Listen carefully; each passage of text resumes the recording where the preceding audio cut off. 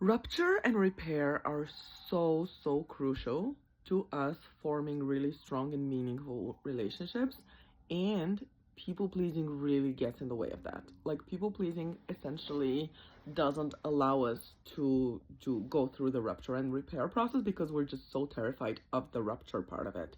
So rupture is like when there's conflict, when there's disagreement, when there's hurt, whenever like anything happens that requires like a deeper conversation beyond just surface level niceties.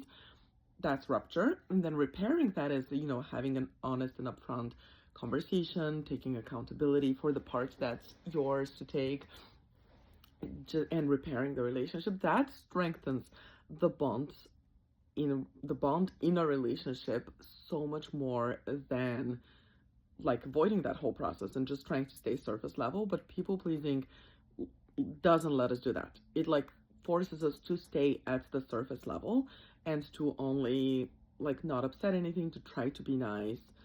um and I really just want to, like, I've never actually spoken about that direct link between people pleasing and like the depth of relationship, but people pleasing just doesn't let us form strong bonds. So if you've been terrified of rupture and conflict and having deeper conversation in relationships, that could be a symptom of people pleasing, and that could be getting in the way of you forming those stronger bonds in your friendships, in your um, romantic relationships, in your work relationships. Well, it doesn't, I mean, it still applies to work. It applies more to intimate relationships, like when there's rupture, but also applies to work. Like if there's any conflict or anything at work that needs to be addressed, same idea. Like having that conversation and, taking accountability and just, addressing it is what's going to make the relationship stronger and more meaningful.